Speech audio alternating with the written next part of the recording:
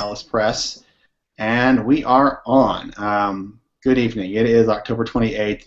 It is 9 o'clock Eastern. You can figure out the time in your own time zone. Good evening. I'm here tonight with Sarah Griffith Lund. Griffith Lund, our author of Blessed Are the Crazy.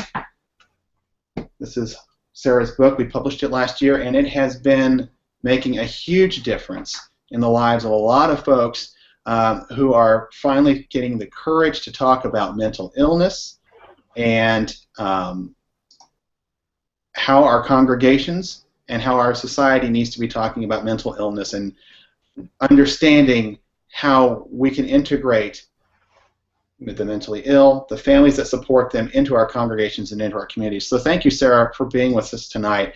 Sarah is joining us from Indianapolis, Indiana. She is an ordained minister and has served as pastor to churches in New York, Minnesota, and Florida. She currently serves as the vice president at Christian Theological Seminary in Indianapolis. Earlier this year, Sarah received the Bob and Joyce Dell Award for Mental Health Education from the United Church of Christ Mental Health Network for her work encouraging the church to discuss mental illness and offering healing and hope to those with mental illness in their lives. She and her husband, Jonathan, are the proud parents of 6-year-old Carter. She blogs at sarahgriffithlund.com and at huffingtonpost.com. So thank you, Sarah, for joining us tonight. We appreciate it. Thank you. First question, Sarah, for those folks who haven't read your book, how would you describe it? My book is really the story of my family's life and how, as the youngest of 5 children growing up, we had a family secret about mental illness that I just learned to never talk about. So after I got into ministry and became a pastor in a church and saw how many families struggled with mental illness, I realized that for so long I had these stories in my family that we never talked about. And so through Chalice Press, through your partnership with the Young Clergy Women Project, there was a real invitation for young women to lift up their voices and share their stories. And so because of that opportunity with Chalice Press and Young Clergy Women Project, I thought, well, here is a story about mental illness, one that I have, but one that thousands, hundreds of thousands of people have stories about mental illness in their families. And so I felt like this was a real opportunity to, as I say, break the silence about mental illness families, and specifically for us in the church. Great. It took you more than a year to write this book, and it could not have been an easy book. But before you take on a challenge like this is the kind of project that you have to talk through with your family and the friends and the people who are going to be supporting you as you go through this journey.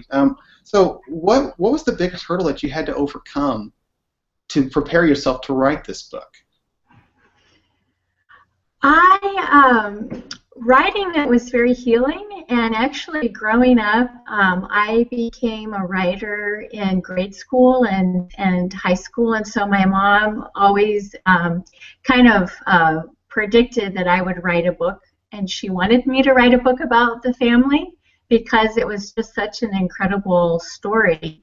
So writing it was actually very enlightening, and the process of putting pieces together and talking to my siblings about what they remembered, it was very cathartic. And so I got to the point where I was so fulfilled in doing the project that I wasn't sure anyone would read it. And at that point, it really didn't matter because it had accomplished what I needed it to accomplish in terms of going back and visiting this history with my family members. Mm-hmm. But once I heard that, yes, Chalice Press was ready to publish it and it would be read, I know that it was a very difficult story for some of my family members to read. For example, I heard that when my 94-year-old grandmother read it, that she cried. So sometimes there's very painful things that we don't ever talk about, but keeping them secret is something that is really unhealthy for us. So it was really healing, even though it was difficult to read. It brought about a lot of healing. Sure. So in these conversations, I mean, what was their reluctance? Were they embarrassed? Were they just afraid of what people might think? Why were they concerned? In terms of my family members? Mm-hmm. Or other folks that you talked to about this that you had to consult in the writing of this? Actually, for my siblings, they felt very proud, and especially my brother Scott, who is so generous with his life story. He said to me, "Sarah, whatever I can do to support you, just let me know."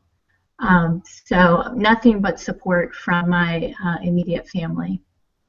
Great, great.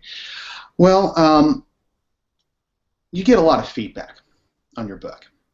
This is really the kind of story that really catches the interest of readers, and they want to reach out to you. And we're lucky that you share those stories with us from time to time. Tell us a little bit what that feedback is like, and what the kind of feedback you get. Mostly it's people connecting to an aspect of my story, and then within 30 seconds it goes straight to their own lives. Yeah. Whether it's themselves who lives with a mental illness, or adult child, or a parent or a sibling. 99.9% of the time, people who read my book also know in a very intimate way what it means to struggle with the roller coaster, with the unknown, with a sense of helplessness, and also with the real desire to have hope. And that's what I hear over and over again, that despite all of the challenges that come with mental illness, despite the stigma, despite the silence, we're committed to being hopeful and working towards recovery. Mm-hmm. That's good. I will note for those of you who are watching, feel free to make an observation or ask a question but down below the window as you're watching this in YouTube. We've got a comment already from Gail who says sometimes the tears are healing as well, and that's absolutely right. So thank you, Gail, for that comment. You're out talking to groups all the time, Sarah. So what do you think is the catalyst for bringing these groups together and seeking you out? What is it that drives them to do this? Well, we know from research that 1 out of 5 people in a year's time will personally experience a mental illness. So I speak mostly to congregations, and a lot of churches have, at least 5 people. And so what that also means is that clergy, the ministers, are on the front lines. Oftentimes people will contact their pastor. Unfortunately, sometimes it's because of a crisis or an emergency that the pastor is sort of the first one outside of the medical support team to know about a mental health crisis. But again, pastors are also people who listen to the needs of people for prayer requests, and because there are so few really good mental health services that are affordable and accessible, many people will first see their pastor when what they actually need is a therapist or a psychologist, somebody who can spend a lot of time with them in therapy. So that we all have someone we know, whether it's ourselves or someone we love, who has a mental illness. And because churches tend to be committed to building communities of care and compassion, loving your neighbor, they are attuned to this real need out there for pastoral care, for support. So it's a wonderful opportunity to fulfill a church's mission, and I think people sense that. So this book has just led in a very natural way for churches to think about how can our church start a mental health ministry. Go ahead.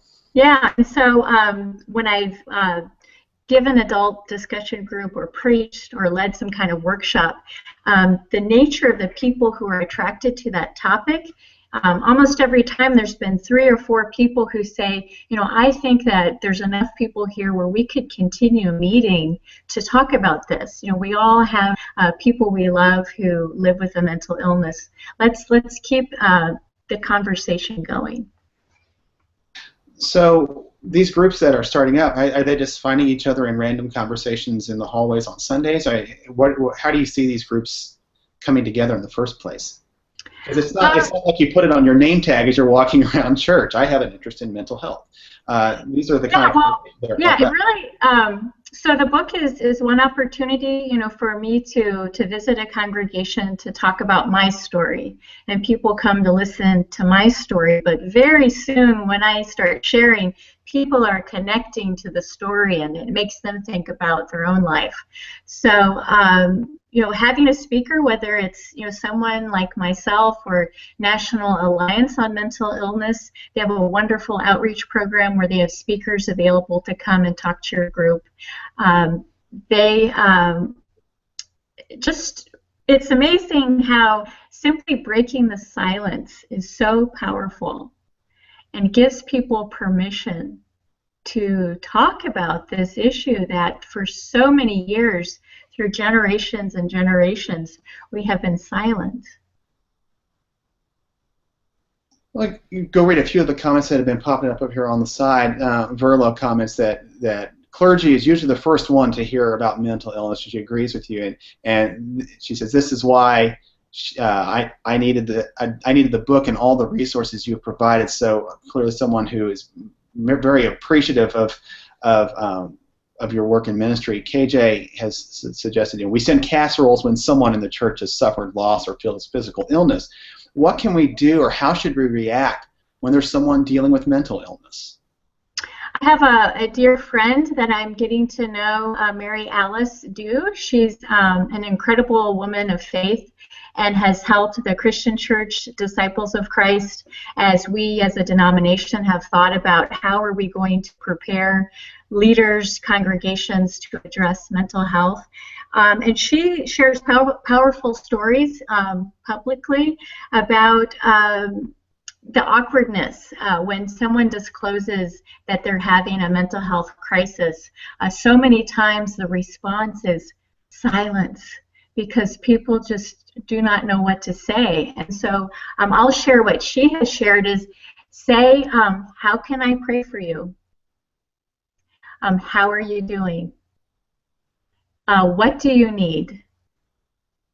So to treat it as if it were any other disease, heart attack, diabetes, mental illness is a brain disease. And so for us to respond with just as much compassion as we would for somebody who was suffering from any other kind of illness.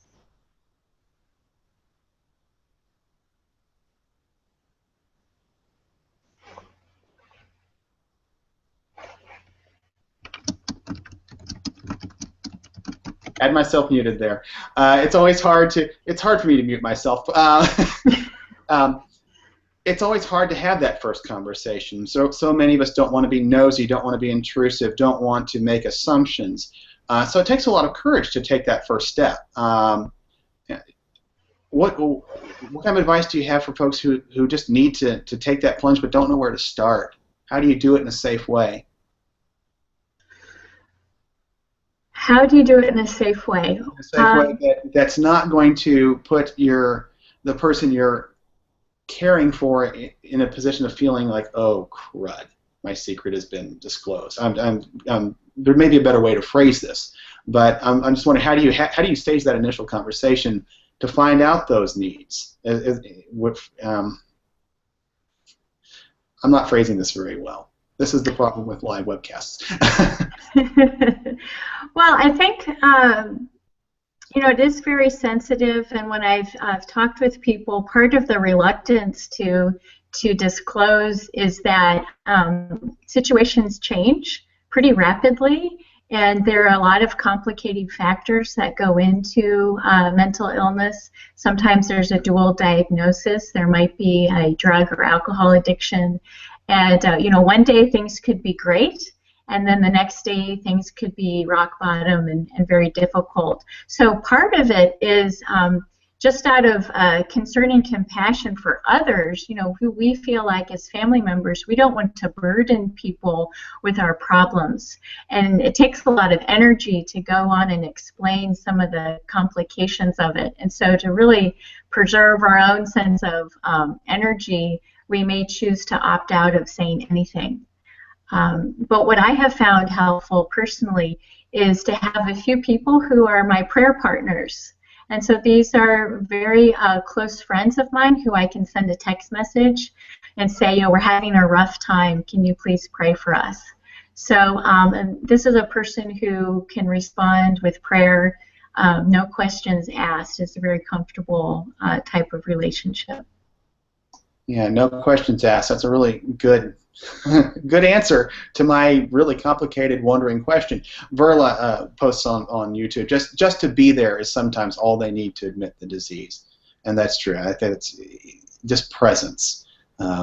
As Christians and people of faith, presence is underrated. That's right, and especially non-judgmental presence. There's a lot of theological bloopers and blunders I think we can make. We've inherited some really poor theology. Things like God never gives you more than you can handle, or this is part of God's plan. That's very dangerous theology, especially when we talk about mental illness.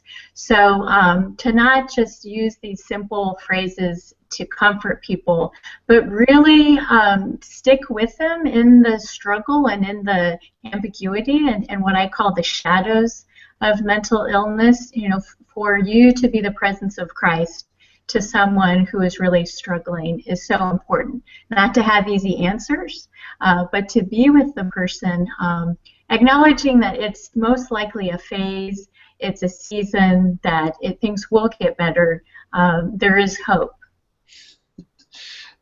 KJ says, preach! I'm sorry. I am a preacher, so. Well, that's okay. I mean, you're telling the truth here and what we all need to hear. So this is good to hear. So we're hearing more and more about mental illness in the news recently, and I think that I tend to think that's an indicator that maybe we're beginning to pay attention, and that it is becoming part of the mainstream conversation. And so usually when we hear this discussion about mental illness, it seems like it focuses on two groups. One of them seems to be like veterans returning home from Iraq and Afghanistan and elsewhere, but more often it's when something absolutely horrific happens, like Sandy Hook or Aurora, or just this past weekend in Stillwater, Oklahoma. So for those of you who aren't aware, so Stillwater, Oklahoma, home of Oklahoma State University, had their homecoming parade Saturday morning. And towards the very tail end of the parade, a woman plowed into this crowd and killed 4 people, including a retired professor and his wife, a student from India who had went to another university, and a 2-year-old boy. It is coming out that she has been wrestling with mental illness over the last couple of years. I know one of my rules when I'm reading newspapers online is don't go read the comments, but I read the comments, and it was some of the most disgusting stuff I've ever seen. People who don't seem to understand that mental health is not an obvious scarlet letter kind of thing. You can't obviously pick it up just off the top of, just by looking at somebody that mental illness lurks. They were making jokes. They were saying that she was making up mental illness to get out of the crimes she was facing. She's going to be charged with second-degree murder, 4 charges. So she's clearly in trouble, but her defense is shaping up as mental illness. And so time after time after time, we're seeing mental illness in the news. And it's a hot topic. People don't like the hot button. People don't like to hear people pleading insanity.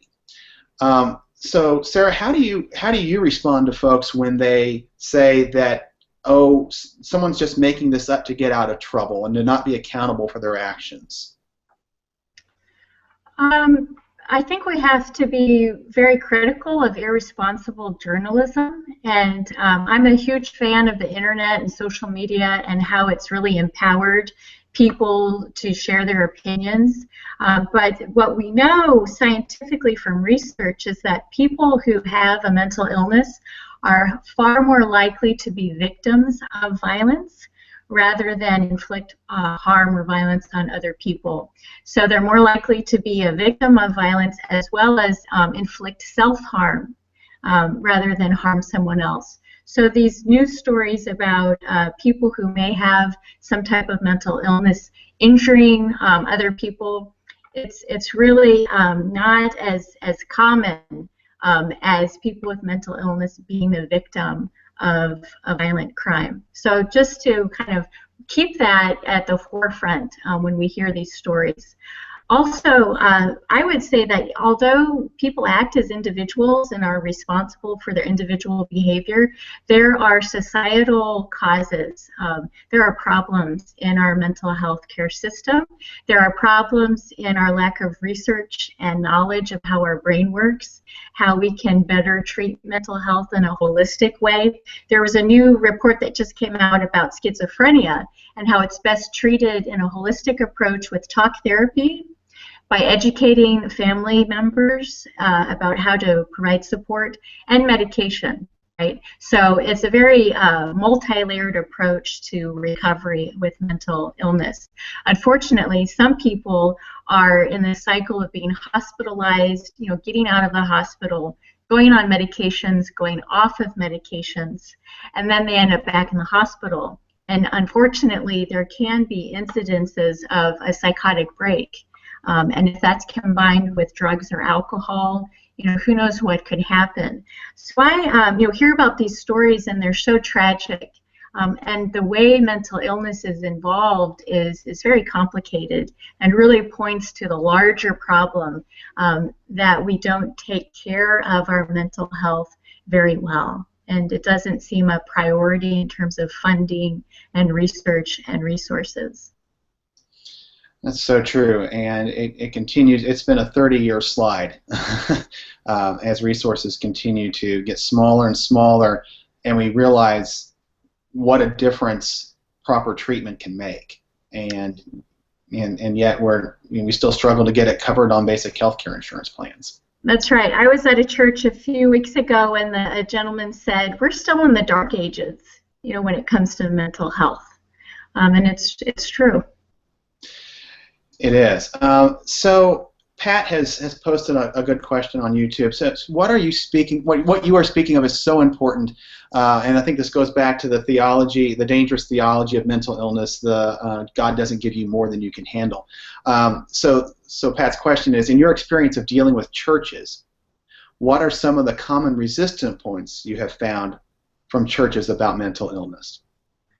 I'm not sure about a common resistance. I have found groups that I speak to, very open to creating safe, compassionate, non-judgmental spaces. However, in 2013, Lifeway Research did a survey of young evangelical Christians, and there was 40% believed that mental illness could be cured by prayer or Bible study alone.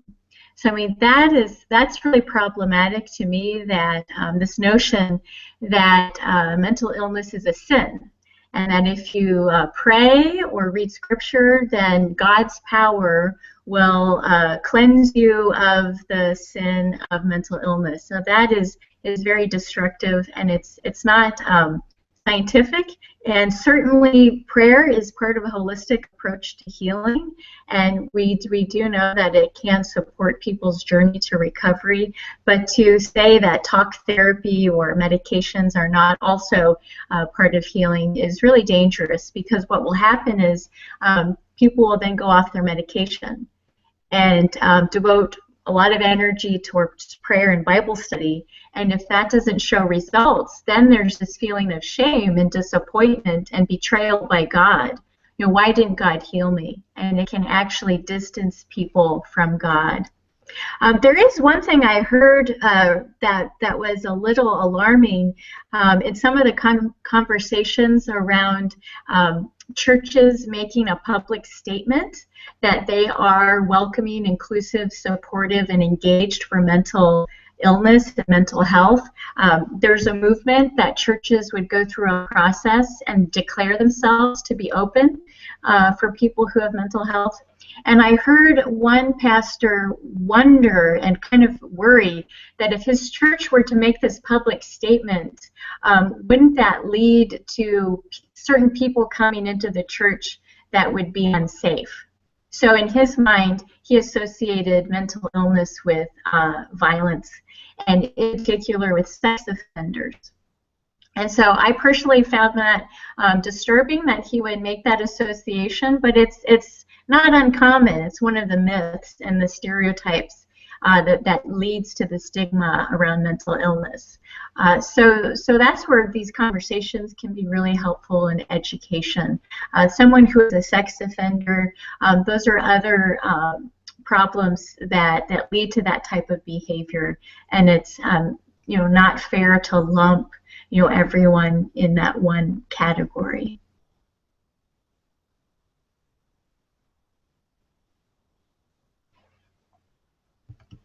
There's that pesky mute again. Pat, I hope that answers your question, but feel free to post if you'd like to follow up on that. So I want to come back to the concept of where we're hearing mental illness show up, and so another tragedy. It's a shame we never run out of tragedies to talk about. The Roseburg, Oregon Community College shooting within the last couple of weeks, and so every time somebody gets a gun and shoots somebody up, to put it really quite crassly, the discussion about mental health and gun control fires up again, and it rages for about a week, and then it disappears again. So what would your sense be on this? What would your take be on this discussion? How do we go about making sure that the rights of the mentally ill are protected while keeping them safe? I can ask this question better, but yeah.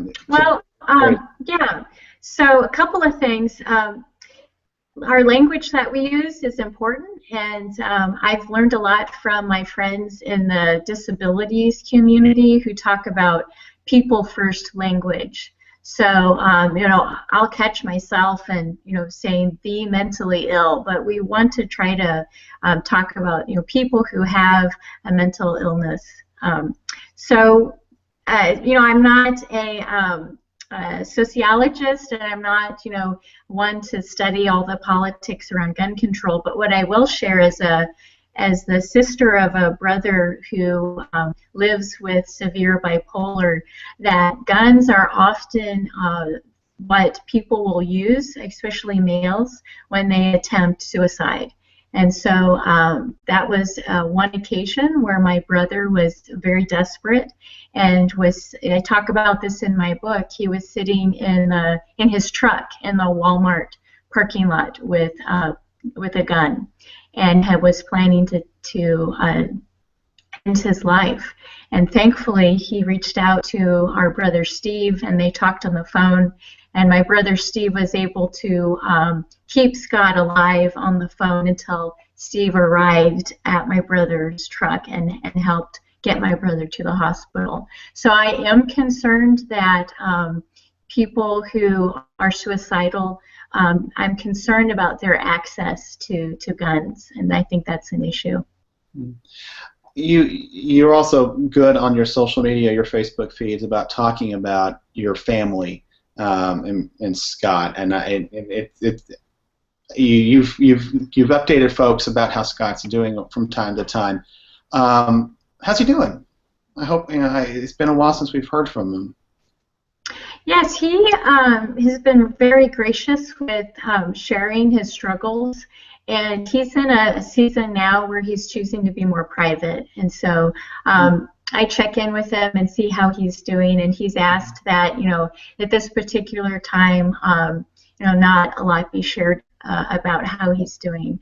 But part of the dynamic, and I think it's not uncommon, is in the long-term struggle. So right now there's no cure to mental illness. We seek a cure to AIDS, a cure to cancer. We also long for a cure to mental illness. It's known as a chronic disease.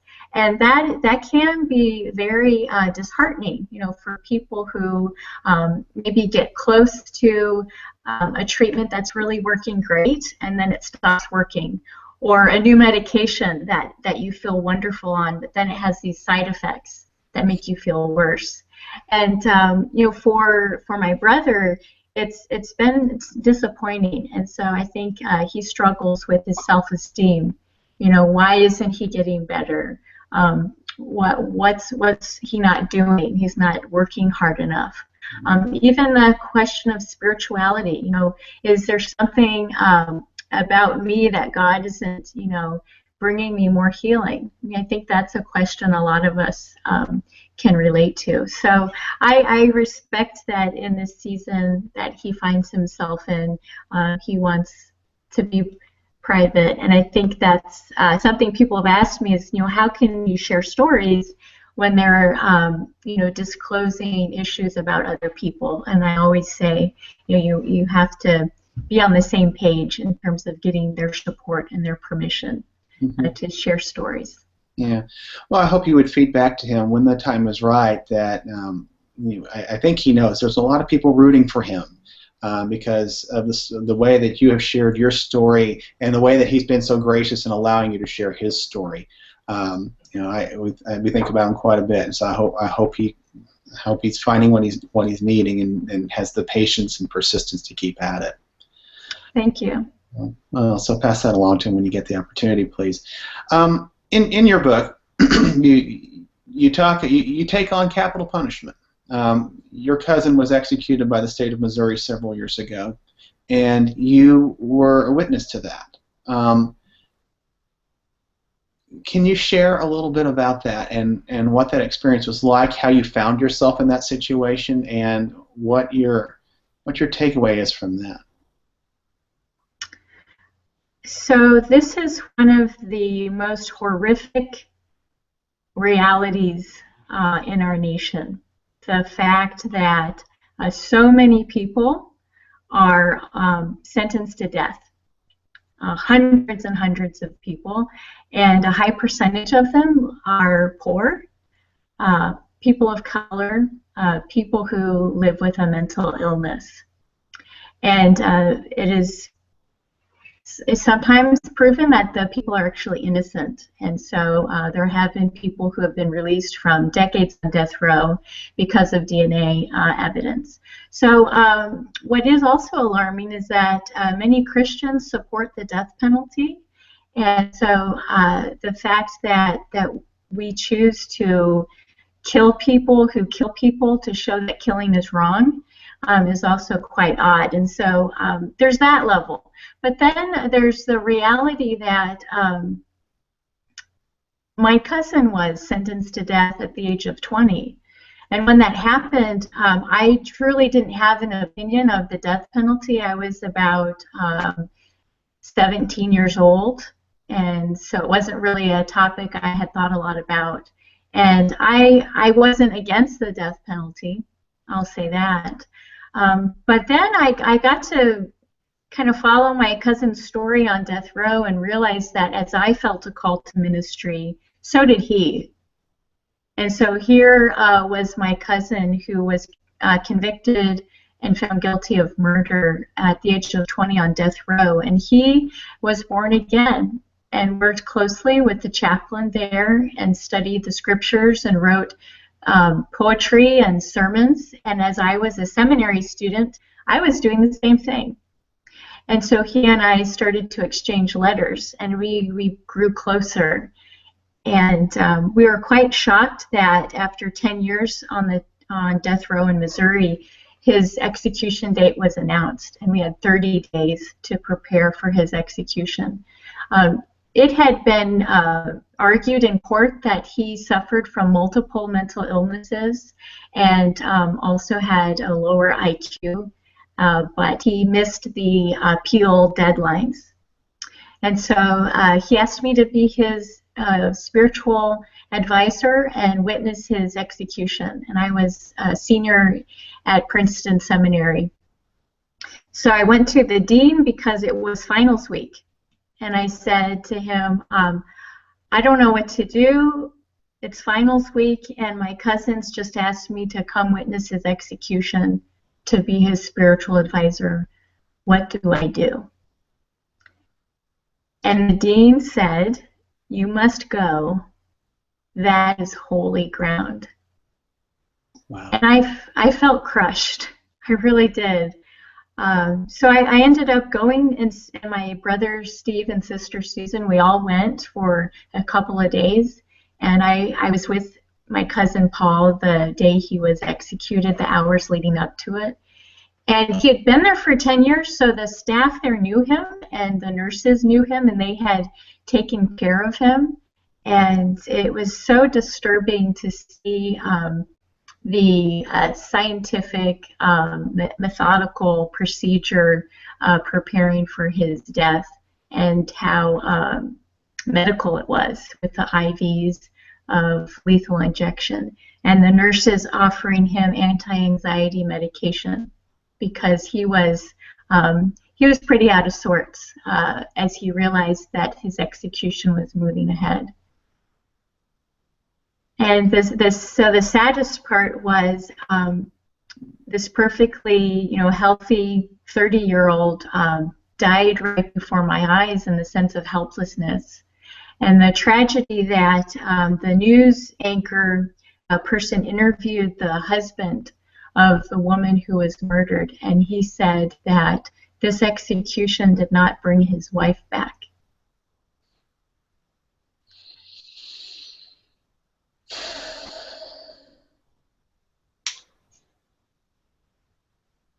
Thank you, Sarah. I know that's not an easy story to tell. I've read it several times, and it stops me every time. So thank you.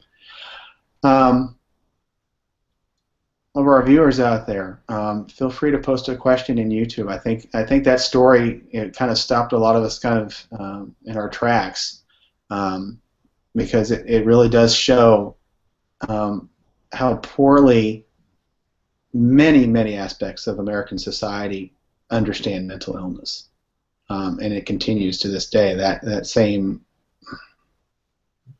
kind of terrible judgment and rush to judgment and lack of processing mental illness and how people change. Earlier you were talking about how medications will work and then they'll quit working. We forget that the brain is a giant chemistry lab and things change, and that chemicals react differently. So so where do we go from here? What do you, if you could do one thing to get this conversation started and broadened out even more, Sarah, what should we do? What should we do tomorrow morning after we've thought about this and processed this? How do we live our lives differently on October 29th? Well, I think that our children are also really facing challenges around mental health. We hear reports about increasing rates of depression and anxiety that can be displayed, at very young ages. And so what I'm also hearing is that there is not enough support services for children and teenagers. And so that concerns me. And what are we doing to help families as they navigate getting support for their young people? I have a friend whose daughter died by suicide, and so he's committed his life to going into public schools, to junior highs, middle schools, high schools, and talking about mental health. What are the warning signs of depression, of suicide? How can educators, teachers have their eyes open to see that? So I think what we can do tomorrow morning is think more about prevention. How can we prevent and how can we catch early signs of mental illness in young people? So that's something I think that we can all look towards and provide training Mental Health First Aid is a nonprofit, and they will come in and teach you and equip you for how to look for those warning signs. Okay, so that's how we can react in our communities. How can we react to our government? If I want to call my legislator tomorrow, what should I be asking for? Well, I would partner with NAMI, again, National Alliance on Mental Illness, www.nami.org. They have a whole part of what they do is work on advocacy and lobbying. So that's where I would point you to. All right. I will try to plop that on here. Excellent. I'm trying to learn some of this on the fly, and I don't think I got it right. I think there's still a lot of work to do in faith communities. You know, some of my events that I've gone to have been interfaith, and so it seems to be a theme around this idea of demon possession or evil spirits. You know, wanting to think about mental illness in a way that's not so much biochemical, you know, brain chemistry, but a spiritual dimension to mental illness. So, I mean, that intrigues me, and I think that's an important conversation to have because those are valid religious views that people have. So how do we engage in those conversations across cultures and across religious traditions? What else do we need to be thinking about? If you've got a question, feel free to post it. I think we're getting close to wrapping up here. Oh, we have another one. Thank you, Verla. She says, I know there's a NAMI in Tulsa, so I'm guessing Verla is down in Tulsa, Oklahoma, that hopefully we'll get in touch with for the info. So again, nami.org. Sarah, earlier in the very introduction, you did me the favor of covering up for something I forgot to mention, the Young Clergy Women Project, which is partnered with Chalice Press to produce several books and brought us this proposal. And I just want to give a shout out to Young Clergy Women for their support of you and of the different ministries that folks are doing. So I'd encourage folks to swing over to youngclergywomen.org at some point and see what all they're doing. They've got several books with Chalice Press, so I'd support that. Ryan has posted, Sarah, I think you mentioned a children's moment in church about mental illness. Briefly, could you tell how the children responded and how it was done? Yeah, so as I mentioned, you know, talking to children about mental health is important. Just as you want them to know about, you know, dental hygiene, you know, brushing their teeth so they don't get cavities, to have them have good mental health practices like sleeping, getting good night's rest, and nutrition and exercise.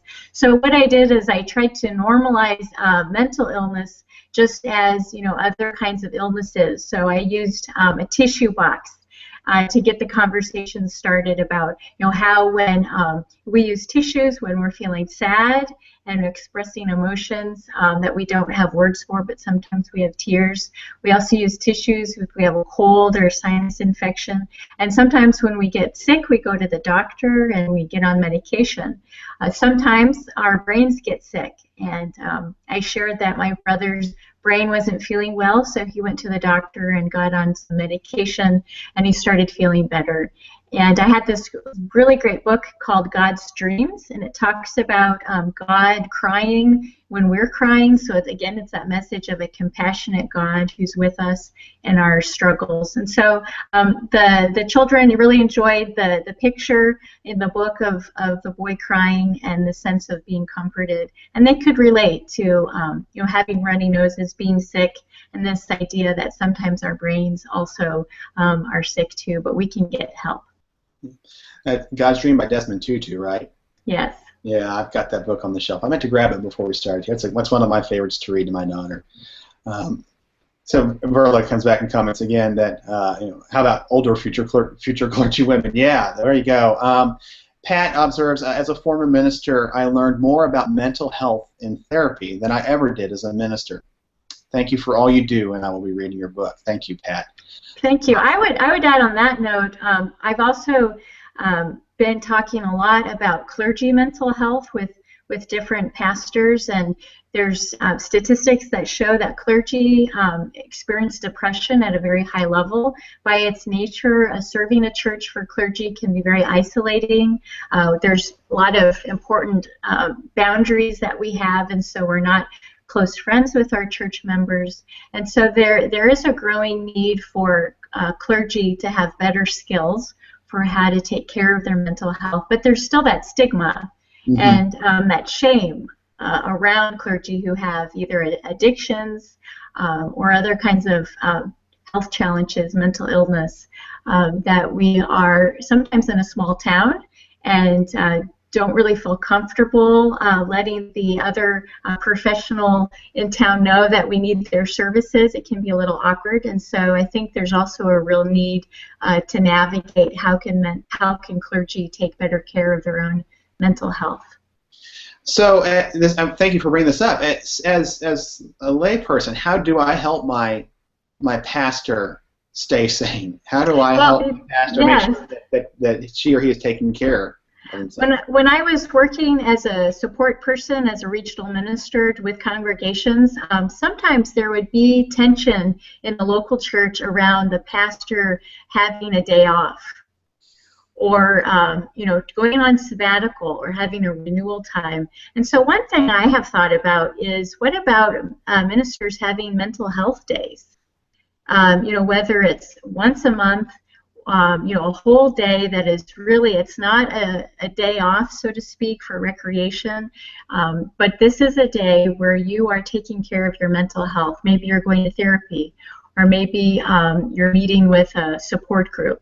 So just to kind of really put it in the framework of, this is part of my vocation, part of my calling as a pastor is to role model good mental health.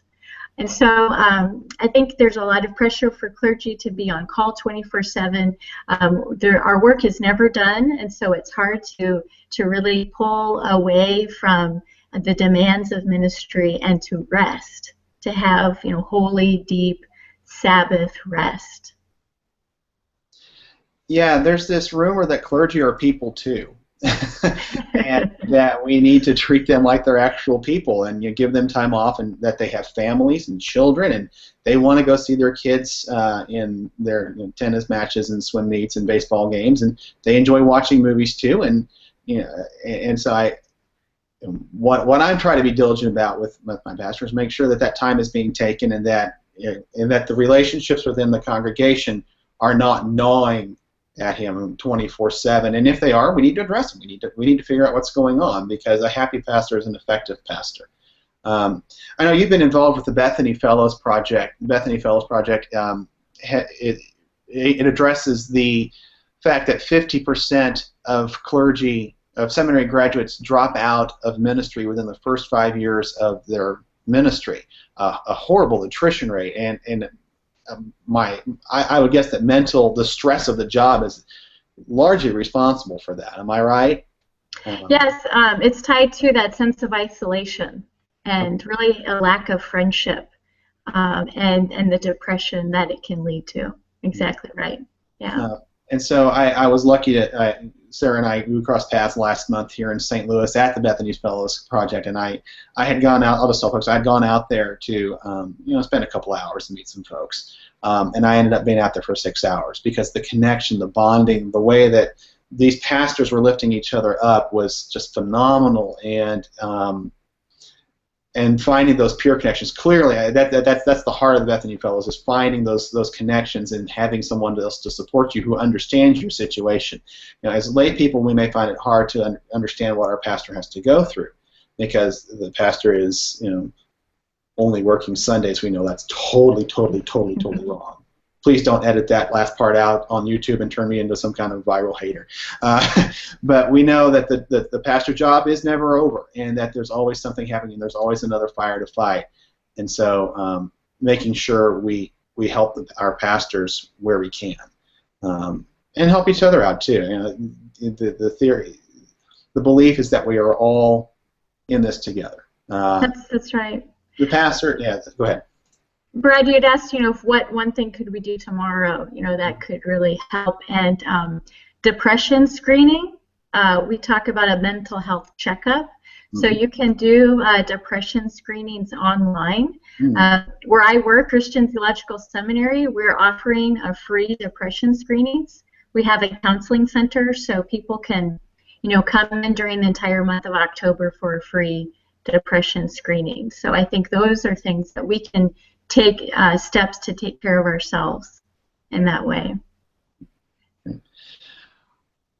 All right. Well, Sarah, what kind of closing thoughts do you have? What would you tell folks who are joining us tonight in terms of what is the takeaway, and if you've learned, what have you learned about this whole issue of mental health in church that you didn't know before you wrote the book? What has surprised you? What surprised me is that there are so many people who are walking around carrying very heavy burdens, invisible burdens. Mental illness is what we call an invisible disease or an invisible disability. So, on the surface, people may look fine and healthy, and I sometimes talk about wearing a mask, covering up what's really struggling inside, the brokenness. Inside, we strive for perfection. But the reality is that almost all of us, if not all of us, are broken in some way. And the rich gift of being vulnerable and finding at least one person that you can share your brokenness with in terms of shedding light on something that's been hidden in the shadows. And so I have been so blessed to experience that sharing of the light, which is really what happens each time I meet and we talk about mental health. We're shining light, and it's really an incredible thing, and it's fairly simple, something that all of us can do. Well, I think we're just about ready to close up. I will do one quick 10-second pitch because this is what I do. Next week at the same time, we will have Teresa Pasquale, author of Sacred Wounds, A Path to Healing from Spiritual Trauma. So if it follows in line with what Sarah's been doing here, so you can come join Teresa and Steve Knight, our marketing director, next Wednesday night. I should have had the calendar in front of me, but anyhow, 7 days from now. Seeing no more questions posted elsewhere, Sarah, I'm wondering if you'd be willing to close us with a benediction or a prayer. Sure. I'll share with you the Psalm 23. I was really felt led to look at that. It's one of my favorite psalms, and view it through the lens of mental illness. So I'll close with that. Jesus is my light and gives me all that my spirit needs to carry on. God invites me to trust in divine love, so that when the still water runs thick with crazy in the blood, my soul is restored. God leads me down the paths of giving my testimony for the sake of healing. Even though I walk through the valley of the shadow of mental illness, I will fear no evil. For God is with me. God's Spirit comforts me. God prepares a table for all who carry the cross of mental illness. God makes sure there's an abundance and enough for everyone. Surely goodness and mercy will follow me all the days of my crazy life, and I will be in the blessed presence of God's healing light and love forever. Amen. Amen. Thank you, Sarah. Thank you to everybody who joined us tonight. This will be recorded and posted so you can share it elsewhere. You can always get in touch with Sarah through Chalice Press or through her website, sarahgriffithlund.com. And if you're interested in hearing more from Sarah, feel free to contact her. She's one of those authors that'll email you back real fast. So we appreciate your time tonight. I hope it's been a good experience for you. I hope that Sarah and our viewers out there tonight, and we appreciate all that you do in your ministry and all that you do in your life. So thank you, and we will talk to you all next time. Thank you, Brad. Thank you, Sarah.